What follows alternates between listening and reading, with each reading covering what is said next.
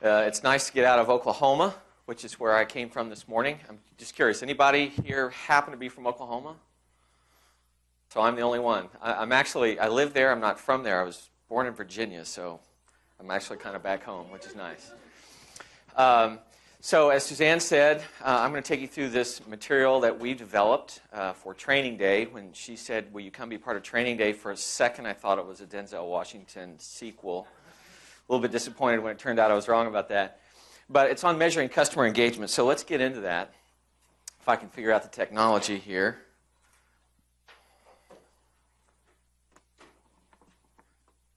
Try a different button. There we go. What is engagement? So we're going to talk a little bit about that. I'm actually going to cover a fair amount of ground and try to, because there's so many things I think are important around this whole topic of engagement. I'm sorry if I have my back to you sometimes, Christopher. We're going to talk a lot about analytics, because I'm really a big believer in analytics, and I know that marketers have not always had a great relationship with analytics, kind of been uneasy. In the last 2 years of being an analyst at Demand Metric, a lot of the work I've done has been around analytics. Every study that we do, and we do a lot of research studies, we always ask about analytics and see where people are in terms of their use. And so this topic, we can't avoid analytics and metrics.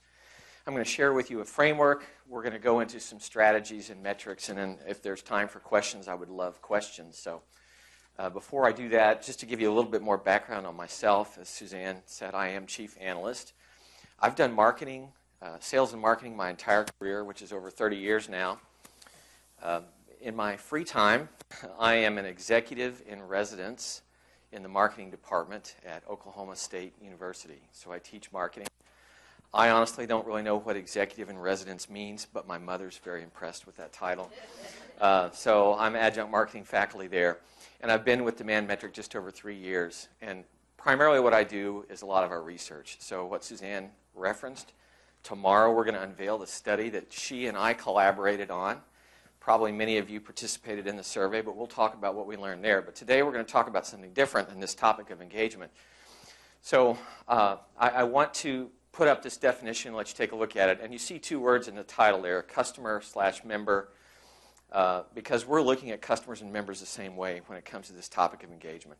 So there you see a definition on the slide. It's about attracting, engaging, gaining, certainly retaining and influencing the behavior of those people that are very important to us. So that's just the definition. Probably everyone understood what customer engagement is, but when you work for an analyst firm, you have to be formal and have definitions for everything. So that's the one that we use. And if you look at any of the rest of the research we have published on this topic, you'll see that definition. I want to talk a little bit about the evolution of customer or member engagement, because it's something that just in the last couple of years we've started to hear a lot more about. So let's just take a look at where it came from, because I think it's useful to have that background. You see the first point of evolution there. We had customer satisfaction, and if you were around in the 80s and remember Ed Deming and TQM and all those things that were going on in reference to the quality movement, we were all about measuring customer satisfaction and understanding what it was. I came out of a sales culture. I worked for IBM for 10 years, and I still remember every year in January we had to have what we called an account review, where we would, as an account team, we would get in front of the management team and we would give a review of everything that happened in the last year and what was going to happen in the next year. And it never failed. Management would always ask the same question: how's customer satisfaction? And our answer was always the same: it's at an all-time high. And that's, of course, we believe that, but that's such a relative response. You know, there was no measurement behind it. So TQM, Dr. Deming came along, we measured it. Well, then it evolved into the customer experience. And that's where we really started paying attention to, well, where does customer satisfaction come from?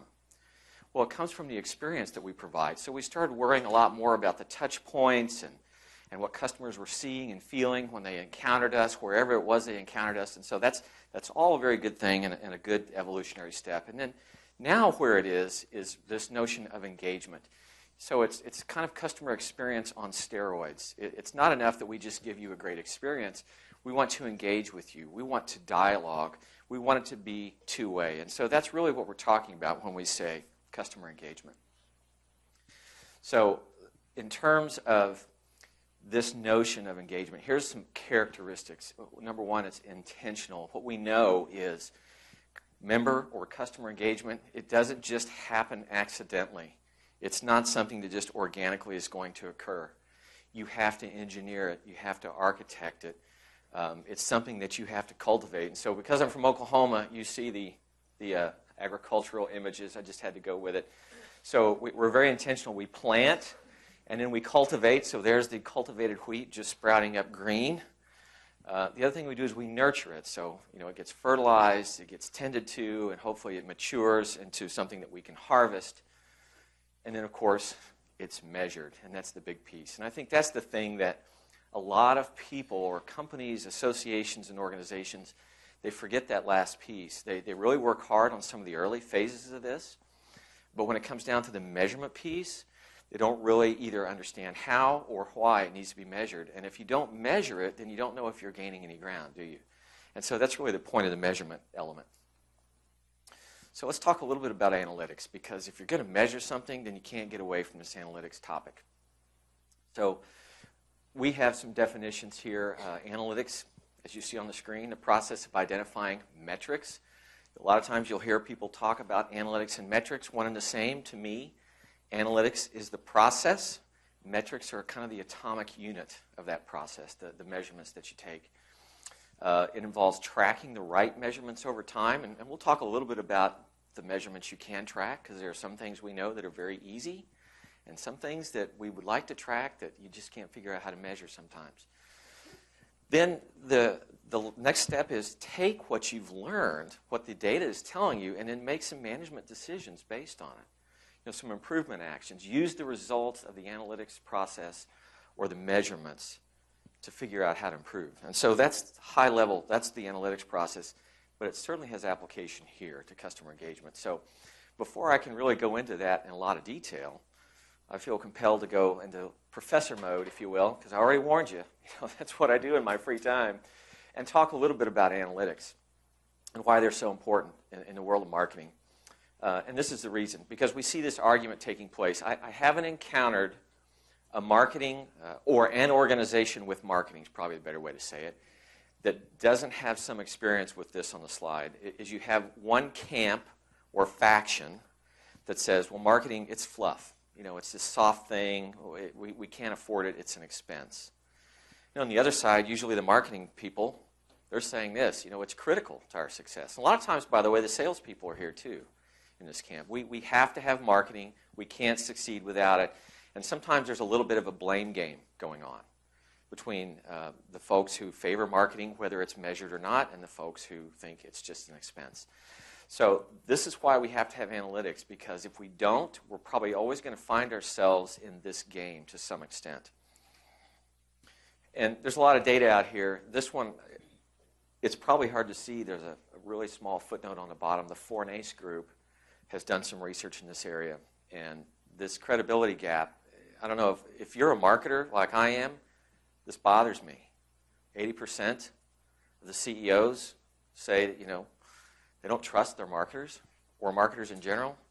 That's way too big a number. But on the other hand, look who they trust, CFOs and CIOs.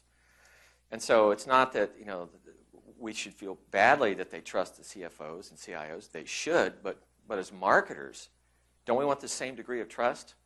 And so really the path to getting it is going to be through analytics. It's critical because that's the language that they speak. So we've done some research in this area as well. So let me just share some of that with you. This comes out of a report. I'm trying to remember. I don't have the report title on the screen. But if you want to know which report, I'll be glad to tell you. Actually, I think it's one we did this spring. But we asked the question, how is marketing perceived in your organization? And this, you can see the answers that we got. You really would like to be able to say that you're in the blue bars. We're either the 12% where marketing is perceived as a highly profitable revenue center, or at least a modestly profitable revenue center. But you can see when you add those numbers up, that's a third of the responses. Then we have the green bar in the middle, that's where the folks are on the fence. But look what we have at the bottom, the view that marketing is an expense, either a necessary expense. I mean, we can probably live with that for a while, or even worse, an unnecessary expense. But what's the problem when the perception in the organization is that marketing is a necessary expense. What happens to marketing when the economic climate changes? Or when there's a mandate, hey, we've got to cut budgets, 10% everywhere. What happens to marketing when the perception is that it's an expense? Well, it's the first place the budget cutters go. And it's not necessarily the right place for them to go first, but it happens to be, in many cases, the first place. So that's why this is important and where analytics kind of comes into play. So the remedy, of course, marketing analytics. And here's the thing about it. In your organizations, and every organization I've studied, everyone has an opinion on marketing. In fact, it's amazing how everyone suddenly becomes a marketing expert when the topic is marketing, even though it's way outside their area. But everyone's going to have an opinion on marketing. They just will. Whether it's a good thing, a bad thing, helpful, harmful, it's going to run the whole gambit. And so I like this quote. Some of you may have heard this. That guy is Lord Kelvin. And so I'll just, in the interest of full disclosure, say I don't, from a scientific standpoint, honestly remember everything Lord Kelvin did. I think he was pretty important because I think he was a Sir. So probably means he was knighted. But he said this, and this long quote that you see on the screen, the paraphrase that I've often heard is, if you can't measure it, you can't what? Manage it, right? You can't measure it, you can't manage it. And that essentially is what he's saying. He was a little bit more eloquent, probably using the Queen's English. But that's the point of it. And so that's why analytics are really important for marketers. So let's talk a little bit more about analytics, what they do in terms of just helping. They keep us focused on our objectives. So when we have a set of analytics, it creates some level of accountability for us in marketing to those analytics, which means focus, which is a good thing. The other thing it helps us do is build credibility outside our organization. So when we're tracking the right things, and I want to emphasize that, the right things, then people that we share that information with, they view us as being a more credible marketing organization, and we need that. Now, the converse is also true. If we track what I call vanity metrics, it doesn't take very long for the organization to look at that and say, yeah, those don't really mean anything. I don't get how your click-through rate turned into revenue for us. Maybe it does, but I'm not seeing it. So it can go both ways, but the right set of metrics helps us with our credibility. And the bottom line is when we use analytics and metrics, it helps us improve, especially when we're talking about customer engagement, because the benefits of customer engagement or member engagement are really high. Just think about in terms of retention, and there's been a lot of data published from other organizations on the benefits of customer retention, and the financial impact is huge of just retaining 5% more of the people that you would lose. The impact on your bottom line is anywhere from 25 to 50%, depending on which set of estimates you look at. So it's pretty substantial. But if nothing else, analytics give us our report card. It lets us go to the rest of the organization and say, here's how we're doing. And data is the data. And it's hard to refute. Now, sometimes when the data doesn't say what we wish it would, that's a little tough, but we still have to be transparent about it. But when the data shows that we're really contributing and doing our job, then the organization tends to have a lot of respect for that. It makes it easier for us to get the resources we need and to do the work that we know we want to do. So I know I'm preaching a little bit on marketing analytics, but this is an important topic to me, which, by the way, I'm writing a book on this, too. So I'm spending a lot of time thinking about analytics. Let me take you through a tale, an analytics tale. We're going to look at 3 organizations. And these 3 organizations, I'm going to kind of apply the metaphor of the 3 little pigs. Each one has a different kind of posture, orientation, or attitude towards analytics. And as with anything in life, attitude determines altitude. The approach or the attitude towards analytics has everything to do with how well a marketing organization can do. So with that kind of metaphor of the 3 little pigs fixed in mind, let's take a look at 3 different marketing organizations. The first one's going to be the analytics house of straw. And this is what it looks like. I'm going to just go ahead and put all the bullets up. There's no analytics process. So none. I know I have, whoops, got a little click happy there. There we go. So there's no process in place. No effort has been put forth to define how analytics should work, what metrics should be tracked. Nothing. There's just a vacuum with respect to analytics. And so what that means is, by default, is the leadership of the marketing function is therefore instinctive. Now, I won't argue the point that if you have a really exceptional marketing leader, that leadership can be sometimes pretty effective. Pretty hit and miss, but sometimes you're going to just have flashes of brilliance and moments of greatness. But here's the other piece. If you have really exceptional leadership, chances are high you're going to have an analytics process, because that's what really exceptional marketing leadership tends to do.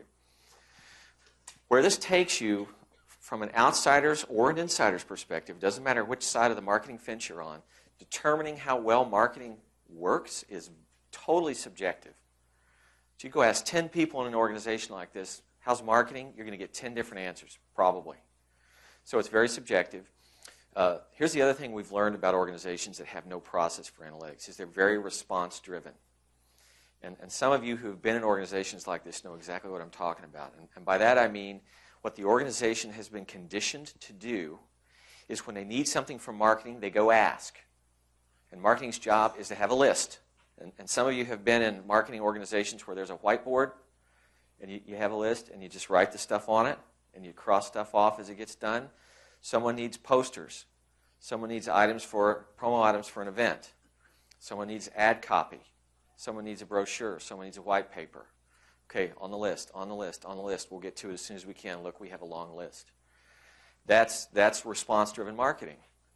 And so there's a lot of problems with that. I'm not saying that people aren't asking for good things from marketing, but if you've been part of a marketing organization like this, you know what the problem is that people will come to you and they'll say, I want this, whatever this is, and you as a marketer will go, that's a bad idea. That's not a good use of our resources. Problem is, how do you say no? Because you don't have any analytics to show that it is or it isn't a good idea, analytics that are backing a plan. And so it gets hard to say no. So saying no becomes very arbitrary. I'm going to say no because I feel like saying no, or we're just super busy and you're not as important. There's no good way to say no in this environment. And so it becomes very political. And that's why you see the other bullet. Marketing either benefits from or is victimized by internal politics. Funding is a roller coaster. If the organization's had a great year, marketing gets a little extra. Organization hasn't had a great year, marketing loses some. But it's not in control of its funding destiny, for sure. And at the bottom, of course, it's definitely viewed as an expense. Maybe a necessary expense, but it's viewed as an expense. So that's one organization, the Analytics House of Straw. That house, as we know, gets blown down easily. Here's the next one, the Analytics House of Sticks. And what we're going to find is that this doesn't look that much different than the House of Straw, but there are some differences. So as I put these bullets up, I think that's my last one, yeah. There are metrics in use here, but these are vanity metrics. Do you know what I mean when I say vanity metrics? I know it was right after lunch, and so that dessert's kind of settling, and we're just kind of going, there's probably still some out there too. But metrics that suit what you want to find. The answers you want. Kim, yes, exactly. Kim has it right. They help tell the story that we want to tell. So a lot of times vanity metrics are metrics that talk about how busy, and I'm going to emphasize the word busy, marketing is, right? Hey, in the last quarter, we created 17 brochures. We shipped out 10,000 promotional items. We staffed 6 events. I mean, it goes those things, okay? Busy. We're busy. And we got the numbers to show how busy we are. Look at how busy we've been. Those are kind of vanity metrics. Now, don't hear me the wrong way on this. It's important to know that stuff. The organization needs to know what marketing's doing. But it can't stop with those kind of metrics, because those metrics have no connection to how the organization ultimately succeeds. And usually that has something to do with bringing in members, bringing in revenue. So we're back to having marketing's leadership being primarily still instinctive, because vanity metrics don't do a lot to help you figure out how to lead. They do something maybe to help you defend yourself in discussions around the water cooler or in the boardroom about, well, what's marketing doing anyway? Oh, well, marketing, here's all the brochures we're cranking out. So very subjective still. We don't have an objective means of saying marketing is doing great, they're doing okay, they're not doing so well. Marketing is also here very operational. So it's much like the House of Straw. It's very response-driven still.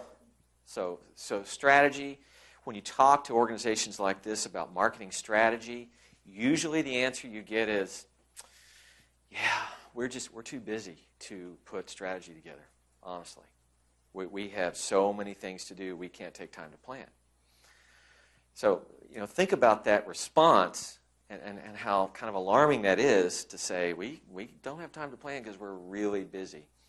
We'll talk a little bit more about that probably tomorrow. So the thing that you see analytics doing in organizations like this, it works as a smokescreen. Because the organization as a whole wants to see marketing reporting on things.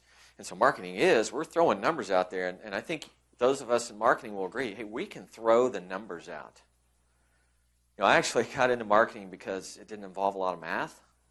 Turns out that hasn't really held up very well. It involves a lot of math. But we can throw the numbers out. I mean, I can dazzle you with web statistics and conversion rates and just stuff that a lot of people in the organization look at and go, sounds important. I'm not really sure what it means, but you sure have a lot of numbers. So it works kind of like a smokescreen. Funding's still a roller coaster, and marketing's still viewed as an expense. So this isn't really what you want to be either. You could say, well, this is maybe an evolutionary step on the analytics chain.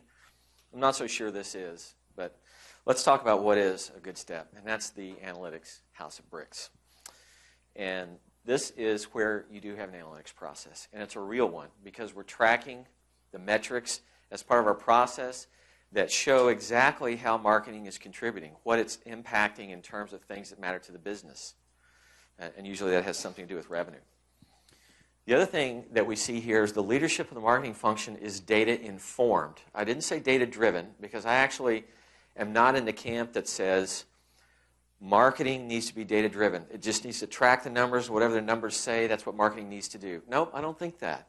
I think it needs to be data-informed. I think we need to have the numbers and we need to know what the analytics are telling us, but we still have to use our intellect and we still have to use our experience and our expertise to make decisions about that. So that's just my opinion. This is the best thing. The determining marketing's success or effectiveness, it's objective now. You can have whatever opinions you want, but when everyone looks at the same data and they recognize that it's credible, they're going to go, yeah, okay, can't argue that. I don't always agree with everything marketing's doing from a preference standpoint, but the numbers seem to indicate it's getting results. And so that's the best part of it, is that success determination is objective. The other thing we find is that marketing is strategic. So let me go back to the analytics house of straw. Because remember there we had response-driven marketing where it was really hard for marketing to say no. If you came and said, we need something, and it got put on the list, or if marketing wanted to say no, it felt just so arbitrary. Well, now marketing is strategic, and what that means is there's a plan that marketing has collaborated internally to develop a plan. It says this is our roadmap. This plan is built on the organization's objectives, and this is what we're doing to help the organization succeed. And so therefore, when you get those requests, and I'm not making this up, these are true stories from my marketing career. The guy who came into the marketing department said, I need a banner to hang on the corral fence at the county rodeo that has our logo on it, and it says, stronger than new rope. Okay? Yeah, you would see that in Oklahoma, okay? With a plan, we could look at that and say, I realize that's what you want, but if we say yes to that, then we have to say no to something in our plan, and our plan is one we've all agreed on is important. So what would you have me say no to? Not that I don't want to help you, but that does not mesh at all with our plan. So you now have a plan that I would say serves as a set of guardrails that keeps you from going over the cliff on those kinds of requests. And it's a plan that you're using analytics to measure and monitor. To me, that's a very powerful part of this. And I just use the guardrail analogy. That's what it helps you do. It helps you stay focused and on task with respect to that plan, so you're not subject to the whims of everybody in the organization who says, I need a banner for the rodeo, or I need a whatever it is for the Little League program of my kid's team. Those are all things I've gotten. So analytics helps as a guardrail. And the other thing is your funding now is based on a business case. And this is what's really cool about this. Even in years where maybe things are a little bit difficult economically, when you have a business case and the analytics to prove, if you give us this much money, this is what we can do with it. If you can perform better in terms of ROI than some other part of the organization, chances are you're going to get the money. And so that's why we like the analytics. And then the best part of it all is marketing's not viewed as an expense. It's viewed as a revenue center. And that's good for a whole lot of reasons, but one of them is simply when things get tough, and they're going to, then they don't come to the marketing department first when they're looking for budget cuts. They actually try to protect the marketing department, say, no, they're a growth engine, we need them, let's leave them alone, where else can we go cut? Now, I'll be honest and tell you that this kind of organization is pretty rare, but they exist. They're out there, and this is what I think we want to aspire to as marketers. Name one. Well, some of you are familiar with HubSpot, and they're a marketing vendor, but I think they do a pretty good job on this kind of thing. And there's some others. There's a company called Ion Interactive. Some of you, I was actually talking to Dave during the lunch break. Scott Brinker writes the Chief Martech blog, and Ion Interactive is his company, and I think they probably fall right in this mold too. But they are rare. They are hard to find. You got to look a while. But this is where I want us all to go. So let's talk about how we get started with analytics. First thing you have to do is assess your readiness. Then you have to review or clarify the objectives of your organization or business. And then you have to select some metrics. So we'll talk about all these things. And I promise we are getting back to the engagement topic, but I don't think you can talk about engagement unless you have a plan to measure. And I think that this measurement discussion really has to front end that. So in terms of readiness, let's talk about the cultural piece first. It is a critical success factor when you're doing anything with marketing, but certainly when you're doing analytics. So let's talk about what we mean. We have cultural spectrum inside most organizations. And so first, one endpoint in this spectrum of culture is a barrier. And what does that look like? Well, organization tends to work on what's urgent. It tends to punish mistakes. And then intuition is what gets trusted, or experience, or we've always done it this way, that kind of thinking. When you have that kind of culture, it tends to be a barrier, certainly to marketing a lot of times, but definitely to marketing analytics. So when you try to go and implement marketing analytics in that kind of culture, there's usually going to be some resistance to it. Sometimes it's from within the marketing department, and sometimes it's from outside. But that's one endpoint on this cultural spectrum. And the environment itself is very political. So keep that picture in mind. Now let's look at the opposite end of the spectrum. What does culture as a catalyst look like? Well, you work on what's important. Anybody remember Stephen Covey? When Stephen Covey had his 7 habits, this was one of his habits. He said, you look at certain organizations, they focus on the urgent and not the important. But what we're saying here is you need a culture that focuses on the important and not on the urgent. You learn from mistakes. You don't punish them. So it's a much more transparent environment. You trust data. Nothing wrong with intuition, but you trust data. And as I said, it's a transparent environment. So you made a mistake, that's okay. We're not going to shame you publicly in the organization. We're all going to look at the mistake. We're going to learn from it and figure out how to improve and not make that mistake again, as opposed to just punishing it. So obviously the culture as a catalyst is a much better environment. It's a greenhouse for marketing and for analytics. Culture as a barrier, that's a desert wasteland for this stuff.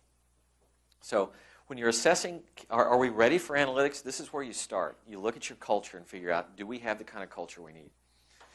The other thing you do next is, what are our objectives as an organization? What are we out to accomplish at the highest possible level? Because you don't set marketing objectives in a vacuum. So marketing always supports what the organization's doing. Now you think, well, Jerry, that's obvious. We all know that. Well, you all do. But you'd be surprised how many organizations I talk to as an analyst who there's no connection between marketing and the organization. You know, I say, what's marketing's agenda? And I hear some things, and then I say, well, what's your organization all about? And they have to think, and they tell me a few things, and then they tell me something that's not in any way, shape, or form connected to what they're doing. And I'm like, okay, that's a problem. You know that, right? So marketing derives its objectives from whatever the organization is doing. That's where those objectives have to come from. You never create those in a vacuum. And then marketing analytics, therefore, measures the success of that plan that's derived from the organization's objectives. So it's very much top-down. We look at what are the top-level organizational objectives, and then we work down from there. So that's the other thing we do to assess ourselves and know if we're ready for analytics. Sometimes you're going to find that the objectives aren't really clear. You might go looking, hey, isn't there a poster in the break room? No. Isn't there like a mission statement, objectives on the intranet? And you just can't find it. So when they're not clear, you got to do something. One is you've got to go find out. Go ask. What are they if they're not obvious? And sometimes you're going to realize there aren't any. You know, someone who is at the top of the organization hasn't actually expressed what they are, which is a problem. But if that's the case, then suggest some. Say, well, you know, marketers are leaders. So marketers ought to be in a position to say, well, here's what I think they should be for the organization. So suggest some or just derive some. But you kind of have to play a little bit Sherlock Holmes sometimes to figure out exactly what the organization's objectives are before you then go and plan your own marketing plan. So that's another thing to do in terms of this readiness piece. Here's some examples that I just put together of what this looks like to try and make it a little bit more real. So if you have an objective of we want to improve profitability, it's a pretty good general purpose objective at the highest level. Let's be more profitable. Then what would marketing do? Well, there's a few things marketing could do. One is we could say, all right, well, let's increase member engagement.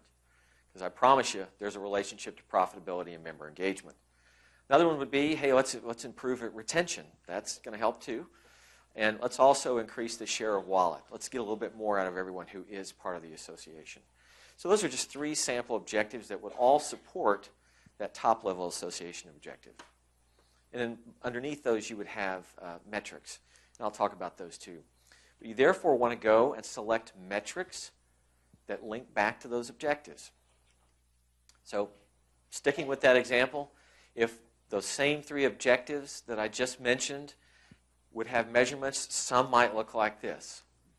One might be in terms of engagement, conference participation, social connection, shares, likes, follows, or in the marketing world, CLV. We could call it MLV, member lifetime value.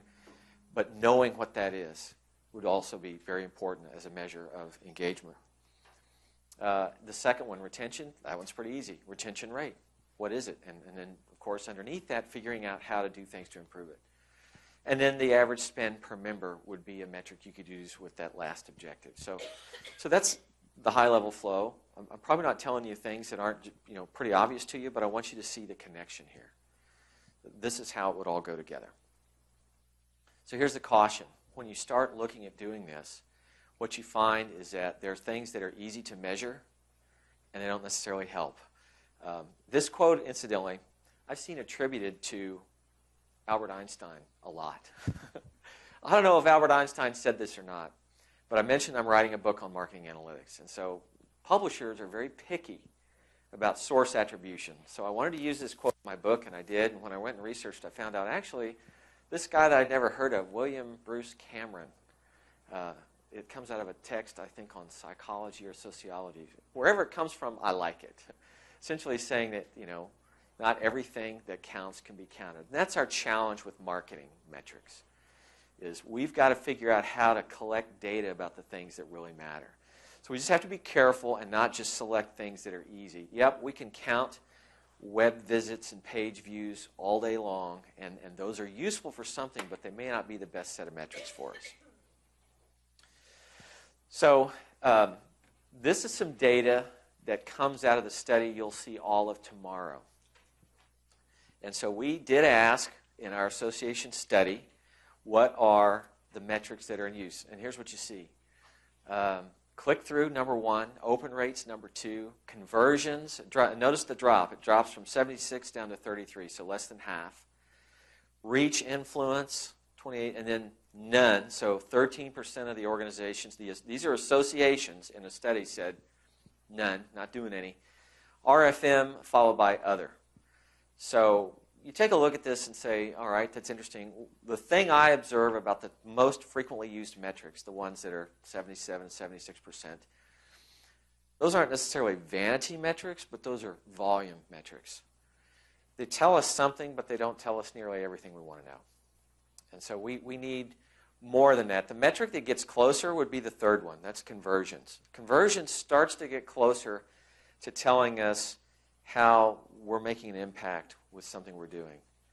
And it's derived from those first two metrics. Conversions is a little bit harder to get to, and that's the case. Some of the metrics that matter the most, pardon me, they're going to be a little bit harder to get to. So the picture that we got from the study, which we'll go into in more detail tomorrow, is that there's some more maturity that could be realized in the area of metrics and analytics for associations. When it comes to selecting metrics that matter, remember it's a top-down process. Start at the top with the business objectives. Don't choose metrics just because you could get the data. If those are the right metrics, then that's great, but it doesn't always work out that way. Some of the metrics that really matter, you're not going to have an easy time getting data, so you're going to have to go figure out where to get it. So now that we've talked about metrics, and the reason I front-ended this conversation with metrics is because you can do a lot of things for engagement, but you have to measure it. So analytics have to be wrapped around all the engagement stuff you do. What I'm going to show you now is a framework we developed for engagement, and it's got some visuals on there that are going to be a bit of an eye test. Here's my purpose for showing this to you. I primarily want you to know about it. It's a resource that you can get. It's certainly available on the Demand Metric website. And if you have any difficulty finding it or getting it, just let me know, and I will make sure you get it. And my email address is not on here, but I'll give it to you. It's just jerry@demandmetric.com. Jerry spelled with a J. But this framework is a great tool to help you figure out how to boost engagement. So let me just show you at the high level the things we look at. Roles, responsibilities, processes, technology, content, and then, of course, metrics. The little thumbnail you see in the corner of the screen, that is kind of the cheat sheet for this whole framework. I want to take you through sections of it. I'm not going to read it to you. I'm not going to drag you through it in excruciating detail, but I want you to just see what it talks about, because I think if you see it, you'll realize it's a tool that you can use to help you with engagement. So let's talk first about the stages. We define customer engagement going through these 4 stages, from undefined, meaning none at all the way to world-class. And so we'll look at how these various attributes of engagement differ as you move across that spectrum. And the place we want to start is with just the general orientation. And so you look at the definitions in there, and I know it's a bit of an eye test. You start on the left where it's undefined with you don't have a strategy. There's no formal engagement strategy in place. And that may be the case for a lot of you because engagement may not be very high on your list. As you move across, you're going to see that there's not just a strategy, but it's very well defined. It has metrics associated with it. And it's an extremely intentional approach to engagement. And so those are kind of the bookends on this spectrum. So first, that's the orientation. This is a great tool, by the way, for you to look at and assess yourself and say, well, where are we? Well, we're probably somewhere between progressive and mature based on the things you see. But orientation is the first thing that we look at. The next thing is just leadership. What's the leadership view of this whole engagement topic? On the left, you have leadership that says, well, it's just another deck in the marketing card. Oh. It looks like we need to plug this into power. And I don't know how to do that, but I bet Suzanne or somebody does. Well, if it goes out, the power goes out, I just might end up having to do interpretive dance for the rest of it. That'd clear the room in a hurry. No. I don't want to do that to you. Go ahead and come up if you need to. I want to make sure that we don't mess something up on that PC. So the leadership on the opposite end of the spectrum, engagement is strategic. It's a primary focus. It's a big part of what we do versus on the left where it's undefined. It's just another deck in the marketing card, playing card deck. So leadership, very different views there. Then the next one we have, tools and platforms. And essentially when it's undefined, there are no tools. There are no platforms. There's certainly no metrics, which is another category. As you move to the right, you see increasing maturity occurring. And so look at yourself across some of these categories and see kind of where do you fit in terms of engagement on some of these attributes like tools and platforms, or the next one, how about customer success? You know, what differs as you move from left to right? Traditional tactics like landing pages, nothing wrong with landing pages. Landing pages are still great and we love them. Engagement is a little bit deeper than just, having a better landing page. There's a little bit more to it. So as you move to the world-class stage, my chair's in the way of the screen up here, but you really focus on creating a differentiated experience that creates that engagement for you, and it's probably something a little beyond the landing page. And you'll see things like advocacy and loyalty programs and all that coming into play here as well. Then just alignment. And this is a big issue. It goes well beyond engagement. Alignment is an issue for a lot of the organizations we look at. And when I talk about alignment, primarily I'm talking about between a sales function and a marketing function. And here's what we found out is that alignment problems exist even when marketing and sales report to the same manager, part of the same unit, if you will. Is it possible to have silos within a silo? Yep, actually it is. We found out it is. So you can't take alignment for granted. And so what you see on this topic of engagement is as you move towards world class, your alignment gets much, much better. So you can't have great engagement without great alignment because your customers are going to see a difference. If you are aligned or if you're not, they're going to feel it. And then, of course, budget and staff. Generally speaking, on the undefined, it's extracurricular. If you're doing anything from a customer engagement standpoint, it's like, well, just figure out how to do it in your spare time with existing resources and existing staff. And if you can move the needle any, that's great. But yeah, we're not gonna do anything crazy here. Versus world class, where it's a line item in the budget. I mean, it's something that has resources dedicated to it, and it's again very intentional. And if it's a priority, you have to treat it that way. You can't say something's a priority and then give it no resources. And so these organizations that are world-class have said it's a priority and we're giving resources to it. And then the metrics piece, which, of course, we've talked a lot about analytics already. When it's undefined, there are no metrics. But in stage 4, not only are there metrics, but there are metrics that show you how engagement is impacting the organization in ways that matter. And usually that's a financial link, some kind of a link to revenue or something else. So we see this maturity spectrum across all these different attributes. I encourage you, if engagement is something that matters to you, let me help you make sure you get this framework because I think it's going to be a great tool to help you with engagement. There's also a document that we have that's a best practices guide that talks about the member success role. And so if you go from sort of the upper left and you go clockwise, you can see we talk about processes. So this would be things like experience and onboarding, the thought that you give to how you do that, to the process of journey mapping. Personas, I'm curious, how many of you all use personas? Anybody here? Okay. So a couple of hands went up, I think. Either that or you're too busy typing something. You're tweeting about our session. Then you move over here to personalization platforms and the different technologies that are available. There's a lot of engagement technologies available, and we have some research on that as well. Then the content, because engagement is fueled by content. And actually tomorrow we have a lot to say about the state of content in associations. We found some interesting things, so we'll save that for tomorrow morning. And then all the metrics as well.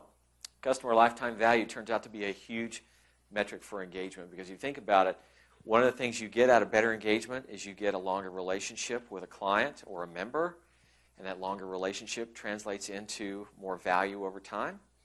So that's why it's such a key metric for this. Net Promoter Score is another one. There's lots of metrics that you could use. So this is kind of the role that we see of someone who's really involved in engagement, is doing these things. Some of the strategies and metrics.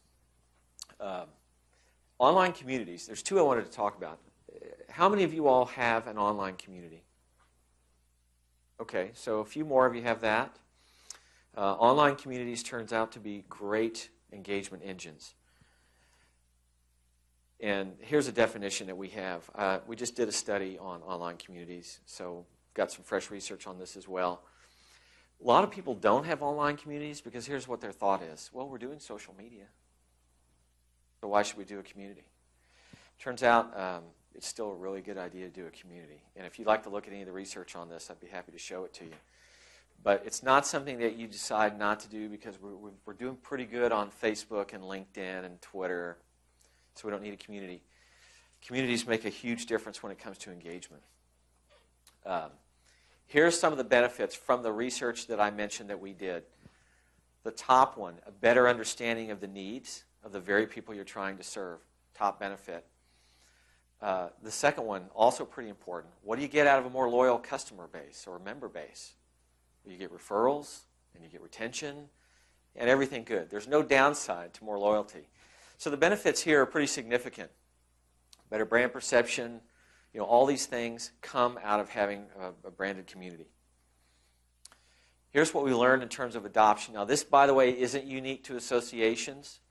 I'll show you that number here in just a second. But across the marketing community at large, about 63%, just short of 2/3, say they have a branded online community. And then the no's and then the I don't knows are behind the chair, 3%. How about associations? Do you think associations better, worse?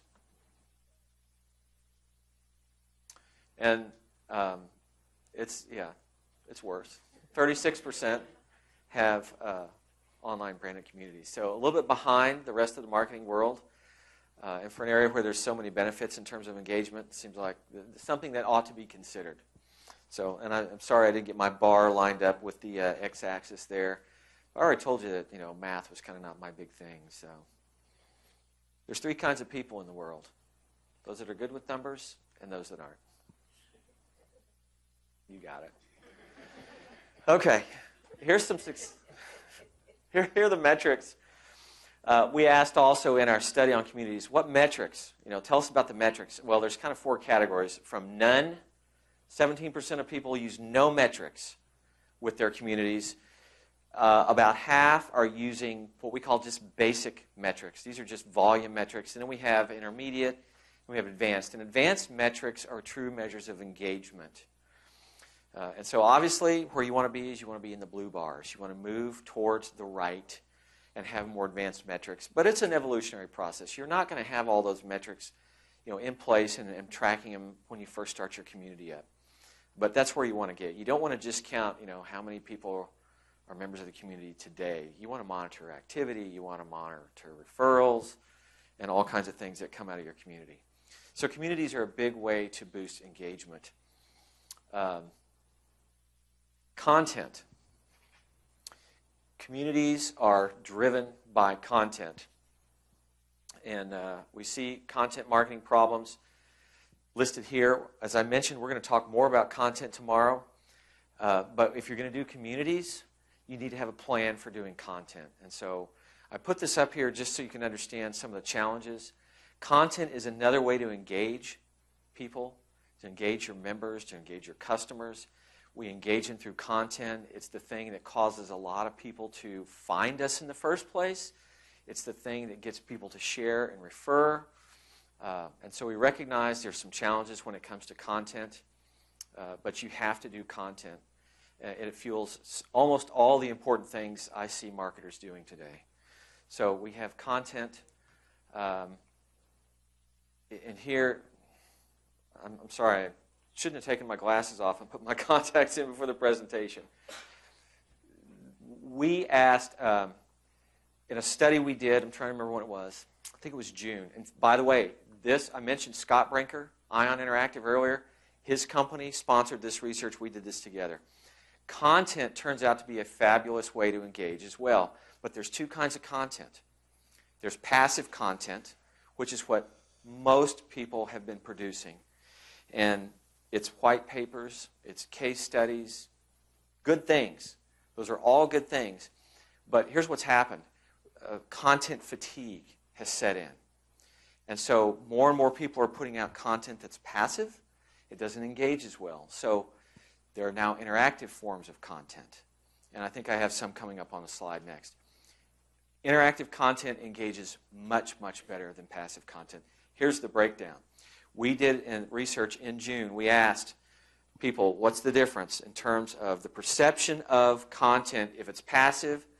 And you see content quality is poor. 25% said with passive content that's a problem. Only 3% when it's interactive. Now, by the way, interactive content, quizzes, assessments,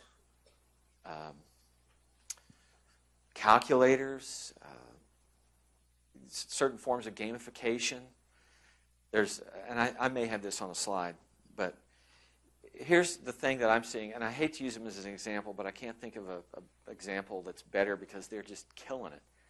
BuzzFeed, anybody seen BuzzFeed quizzes showing up in your social media stream? Yeah, exactly. And some of them are the dumbest quizzes, but yet they kind of pull you in. And I admit I'm guilty. Sometimes I've seen some of those quizzes and I'm like, okay, I'm going to take it, but I'm not going to tell anybody I took it.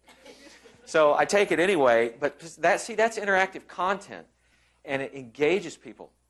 So the problems that I had on the previous slide, I'll put that back up there.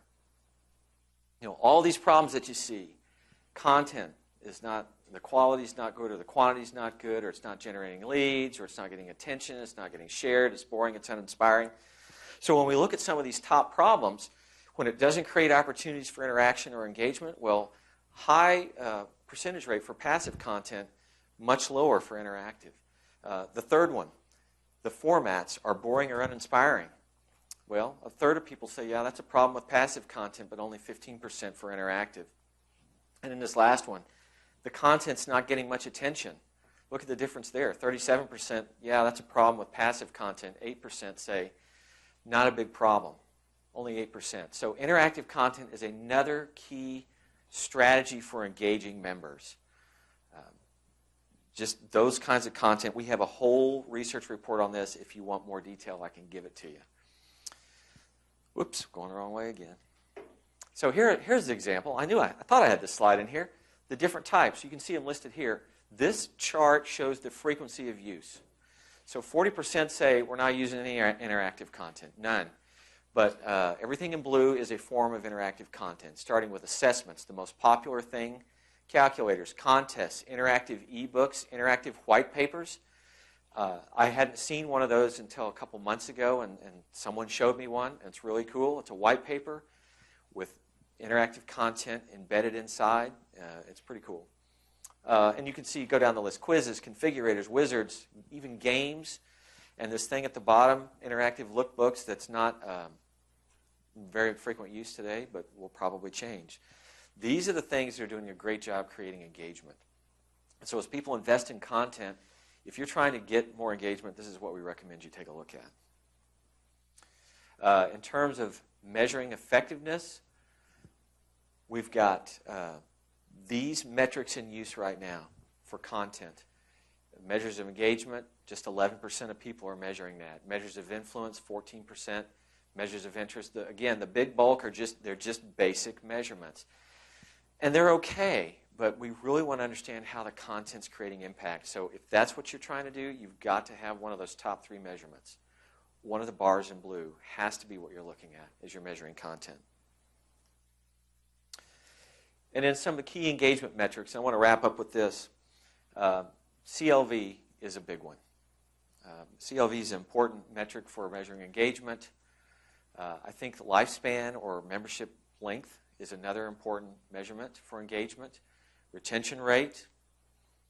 And how about this? Touch points. It's one thing to know how many touch points that you have for your members, but not only the touch points themselves, but the activity of members with those touch points. So just think about this. If you had a member, let's say you had 10 touch points, 10 places a member could have some form of interaction with you, and you had a member that was hitting you on 9 of those, you can draw some pretty good conclusions about the engagement you have with that member versus someone who has none or 1. And so you put those in different categories, and you create strategies for those who are just interacting with you through a much more limited set of those touch points. Something else, average duration. This could be something like time on site. You know, if you have communities or just a website and you have the ability to track this, how long do they actually spend with you when they come for a visit? You know, the duration says something. By the way, interactive content that I was just talking to you about, the duration of that far exceeds the duration, viewing duration or experience duration of passive content. Another reason why we like it so well. And then how often do they come? How often do they come and knock on your virtual door? You know, these are all things that you can measure that help you understand how well you're engaging with your members. And then core actions taken. So what's a core action? Well, it's going to differ for different types of organizations, but a core action could be making a comment to your social media, sharing, referring, buying something from your online store, you know, whatever those core actions are, the number that they're doing. And then, of course, advocacy. If you can measure advocacy, that's also an engagement metric. So, I don't know that we have very much time for Q&A, but I would love to answer questions if there are any. And if we don't have time now, Suzanne's getting up. I think she's about to give me the hook. So,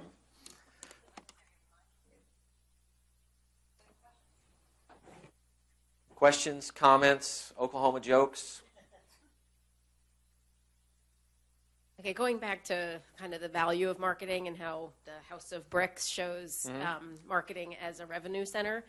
So how do you get people to agree that it's a revenue center when the programs that marketing is marketing have their own budgets and are responsible for bringing in a certain amount of revenue? So, for example, a conference, the events people think that they are, you know, the revenue is for their event as opposed to marketing being seen as the revenue generator. Yeah, and you know, that brings up something we're going to talk about tomorrow, the research that we did for this State of Association Marketing Study. Without giving too much away, we found that there's what appears to us, Suzanne and I, a lot of fragmentation. Marketing, in our view, doesn't own a lot of the things that are marketing things. Does that make sense? Yes. Okay. And the only place I've seen that is in the association world. And I look at that and I just go, okay, that seems kind of crazy. And I've got one example in particular we're going to talk about tomorrow. So to me, I see that maybe first more of an organizational problem.